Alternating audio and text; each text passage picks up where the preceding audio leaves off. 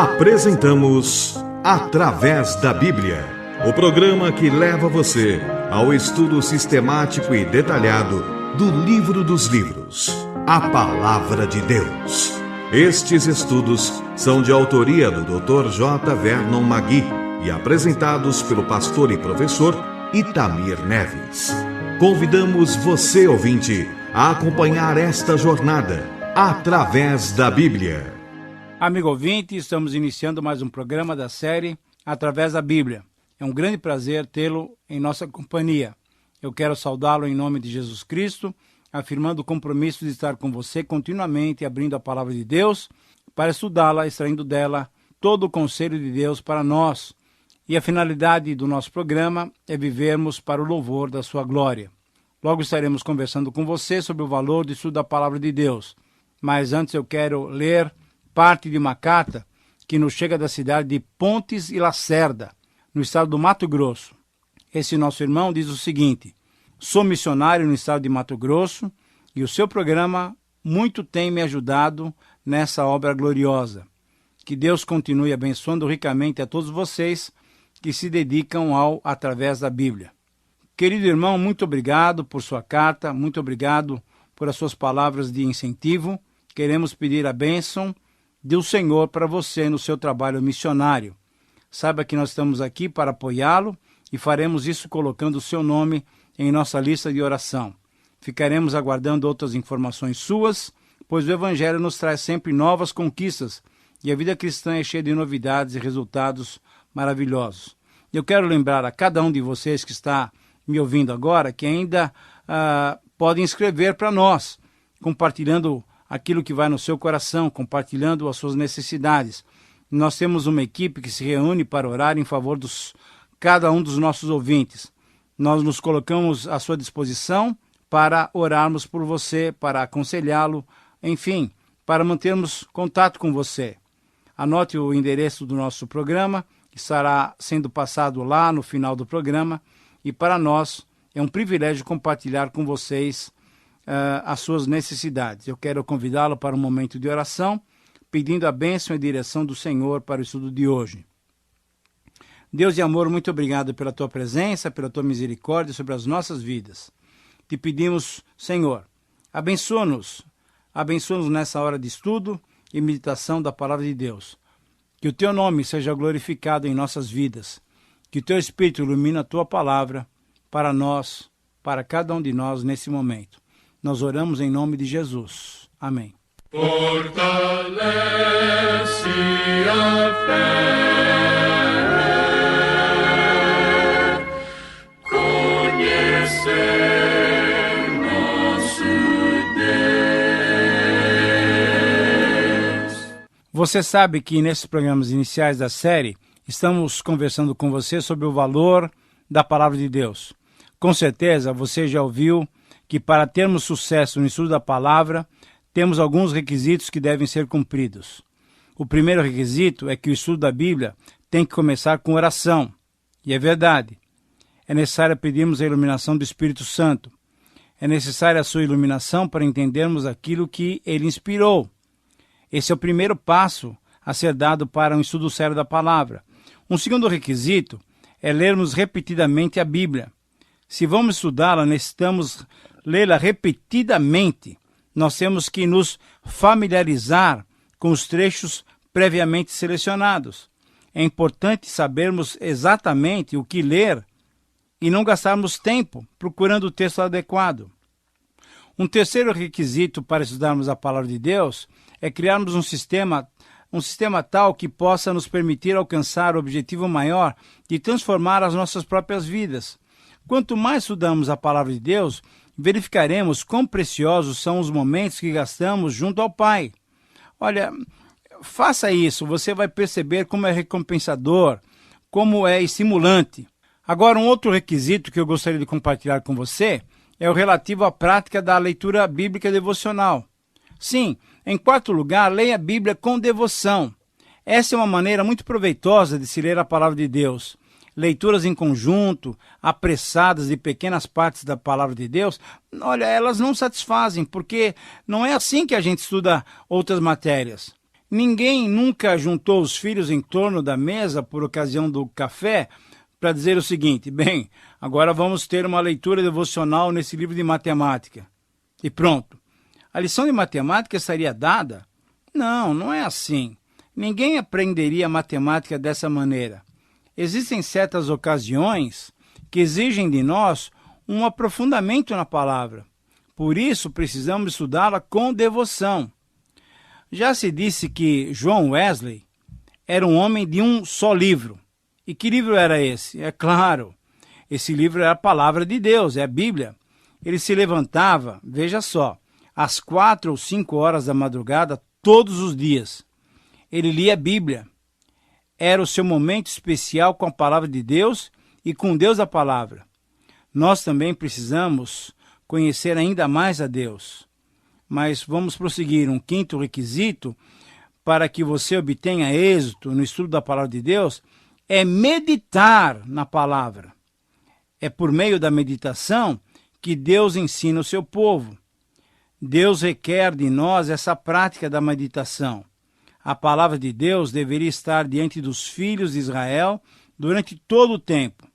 Isso tinha o objetivo de levá-los a meditar nela. É essa leitura que podemos fazer e é essa recomendação que nós encontramos de Moisés lá no capítulo 6 do livro de Deuteronômio. Leia comigo, acompanhe comigo a leitura desses versículos. Deuteronômio 6, do versículo 6 até o versículo 9. Diz assim: essas palavras que hoje te ordeno estarão no teu coração. Tu as inculcarás a teus filhos, e delas falarás assentado em tua casa e andando pelo caminho, e ao deitar-te e ao levantar-te. Também as atarás como sinal na tua mão, e te serão por frontal entre os teus olhos. E as escreverás nos umbrais da tua casa e nas tuas portas. Como podemos ver, querido amigo, veja só, a palavra de Deus deveria estar diante deles continuamente. Deveria ser escrita nas casas, nas portas das casas. Deveriam falar sobre a palavra de Deus quando estivessem tomando as refeições, quando fossem dormir, quando estivessem andando.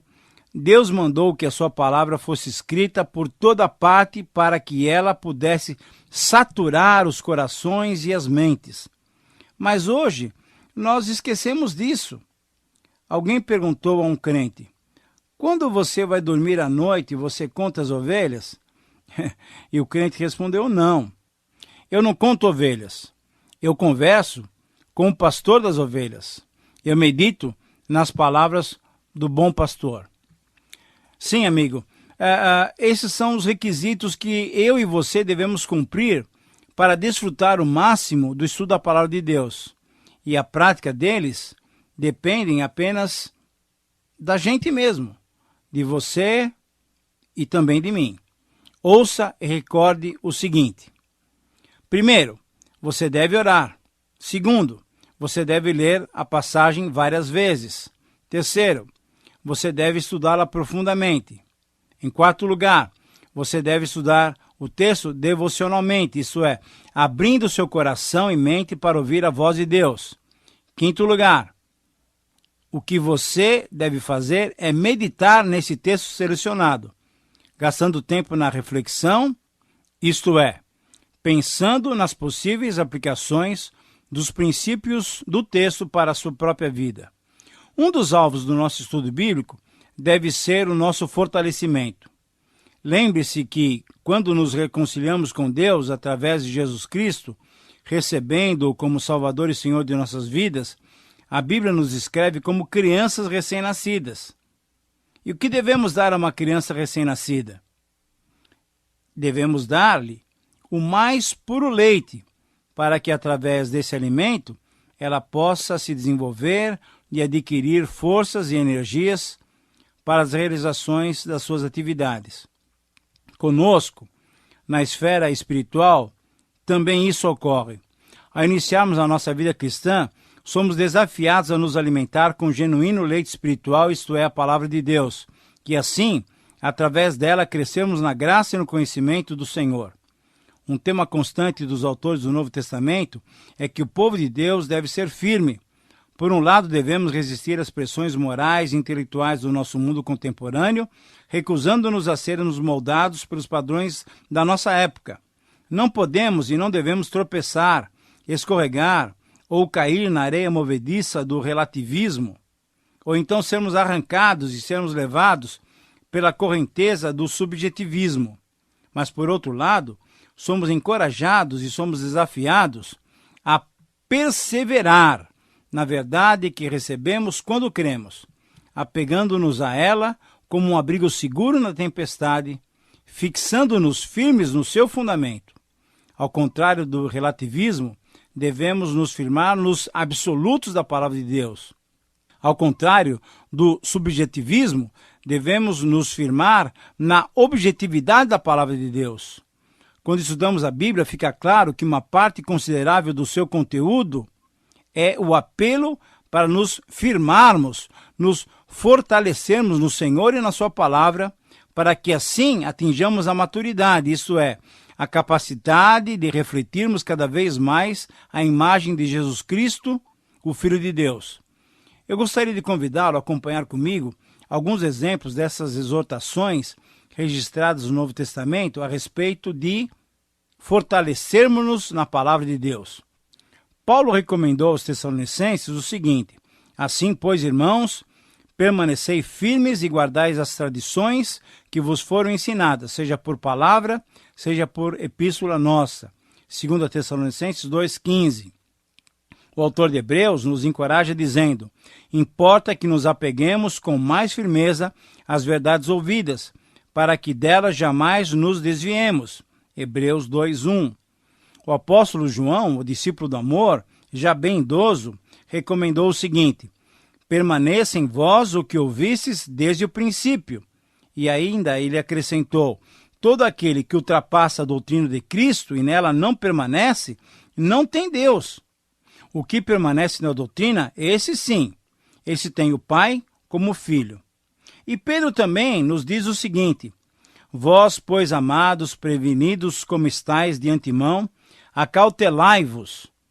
Não suceda que, arrastados pelo erro desses insubordinados, descaiais da vossa própria firmeza. 1 Pedro 3,17. Eu espero que você tenha reparado bem nessas leituras. Olha, eu vou repetir os textos para que depois você possa lê-los novamente. Anote aí, eu vou falar com bastante tranquilidade para que você possa anotar. Nós lemos em 2 Tessalonicenses 2,15, Hebreus 2,1, 1 João 2, 24 e 2 João 9. E finalmente lemos também a passagem de Pedro, 1 Pedro 3,17. Você conseguiu perceber o que temos em comum nesses textos? Deixe-me compartilhar com você. O que há de comum nessas citações é o reconhecimento de que certas verdades tinham sido ensinadas ou transmitidas pelos apóstolos e, portanto, tinham sido ouvidas e recebidas pela igreja. Creio que você concorda comigo que também hoje isso ocorre. As verdades bíblicas são transmitidas, são ensinadas e são recebidas. Elas são aprendidas pelo povo de Deus. Agora mesmo, nesse momento, nesse programa, nós estamos compartilhando com você verdades bíblicas. E queremos que você está recebendo, está ouvindo, está guardando essas verdades no seu coração. Pois bem, temos que entender que esse corpo de doutrinas, que essas verdades sagradas, eram um depósito a ser guardado. Por serem verdades sagradas, deveriam ser guardadas de modo inviolável para não se corromperem. Aquelas verdades ditas pelos apóstolos aos primeiros cristãos deveriam ser guardadas corretamente, pois tinham uma qualidade normativa, isto é, os cristãos deveriam permanecer nessa doutrina e apegar-se a ela, não se afastando nem indo além dela, contradizendo-a. Era uma grande responsabilidade para a igreja primitiva, mas com certeza essa é uma responsabilidade que também pesa sobre nós. Quando ouvimos a palavra de Deus, através de uma pregação, através de um programa de rádio, através da leitura de um bom livro, nós somos desafiados a guardar e a reter de modo puro as verdades sagradas. Porém, o desafio é maior ainda. Nós somos desafiados a percebermos nessas verdades a verdade da palavra de Deus. E nós somos desafiados a nos apegarmos a elas, mudando o nosso proceder, mostrando assim o seu valor para os dias de hoje. A maneira pela qual você e eu guardamos e obedecemos e aplicamos a palavra de Deus determinará o interesse de outros a também estudá-la, experimentá-las e ver a sua funcionalidade. Chegando agora já para o final do nosso programa, eu gostaria que você pensasse comigo o seguinte: parte da recomendação final do apóstolo Paulo ao seu filho Timóteo, ao seu filho na fé, foi transmitida quando ele estava pela segunda vez preso em Roma. Agora, ele já não está mais na prisão, numa casa particular. Ele está na prisão marmetina, uma escavação numa rocha fria e úmida, sabendo Paulo que ele dali não iria voltar mais, mas que dali ele iria estar com o Senhor. Então Paulo deixou uma clara e uma objetiva exortação a Timóteo. E nessa parte final do programa, eu quero conversar com você sobre essa exortação. Ela se encontra em 2 Timóteo 3, 1 até 4, 8. Anote bem, 2 Timóteo 3, 1 até 4, 8. Vamos ouvir o que a palavra de Deus tem. Sabe, porém, isso, nos últimos dias sobrevirão tempos difíceis, pois os homens serão egoístas, avarentos, jactanciosos, arrogantes, blasfemadores, desobedientes, ingratos, irreverentes, desafeiçoados, implacáveis, caluniadores, sem domínio de si, cruéis, inimigos do bem, traidores, atrevidos, enfatuados, antes inimigos dos prazeres que amigos de Deus, tendo forma de piedade, negando-lhe, entretanto, poder. Foge também desses. Esse é o primeiro parágrafo de 2 Timóteo 3, 1 a 5. Você reparou na descrição exata daqueles que não amam ao Senhor? Não é esse o retrato das pessoas em nosso mundo contemporâneo? Você percebe como a Bíblia, escrita há tanto tempo atrás, tem valor para os dias de hoje? Infelizmente, temos visto filhos que assassinam seus pais porque não concordam com as suas posições. Grandes empresários mentem descaradamente ao governo, subornando fiscais, não pagando os impostos. Políticos nas mais diferentes esferas dos governos cuidam de tirar o máximo de vantagens para quem? Para si mesmo e para aqueles que lhes são bem próximos. Enfim, uma série de situações que foram descritas por Paulo, elas foram descritas há mais de 1900 anos. São aplicáveis para nós, para os nossos dias. Mas vamos continuar lendo o texto e fazendo outras considerações. Pois entre esses se encontram os que penetram sorrateiramente nas casas e conseguem cativar mulherinhas sobrecarregadas de pecado, conduzidas de várias paixões, que aprendem sempre e jamais podem chegar ao conhecimento da verdade. E do modo por que James e Jambres resistiram a Moisés, também esses resistem à verdade. São homens de todo corrompidos na mente, réprobos quanto à fé. Eles, todavia, não irão avante, porque a sua insensatez será a todos evidente, como também aconteceu com a daqueles. Nós lemos agora os versículos 6 até 9. Agora, considere comigo o seguinte, algumas aplicações. Temos que tomar cuidado com a nossa fé, para não sermos enganados, porque muitas vezes nós não temos uma fé sólida. Hoje temos homens e mulheres que se caracterizam por serem eternos aprendizes e assim estão sendo enganados por pregadores que resistem à verdade. Outra clara aplicação é que esses homens enganadores, corrompidos de mente e com fé reprovável, um dia eles serão desmascarados, mas serão desmascarados por quem tiver o quê? Uma base doutrinária sólida. mas eu quero te convidar. Vamos continuar a leitura. Agora eu quero ler os versículos 10 a 13. Diz assim: Tu, porém, tens seguido de perto o meu ensino, procedimento, propósito, fé, longanimidade, amor, perseverança, as minhas perseguições e os meus sofrimentos, os quais me aconteceram em Antioquia, Icônio e Listra, que variadas perseguições tenho suportado. De todas, entretanto, me livrou o Senhor. Ora, todos quantos querem viver piedosamente em Cristo Jesus serão perseguidos, mas os homens perversos e impostores, esses irão de mal a pior, enganando e sendo enganados. Que aplicações podemos fazer dessas exortações? Paulo alista pelo menos 9 elementos que servem como corpo de testemunho de sua vida cristã. Atitudes corretas e situações difíceis que demonstravam a firmeza de sua vida com o Senhor. Mas ele também disse que, embora tenha passado por muitas aflições, tivera libertação da parte do Senhor. É isso mesmo.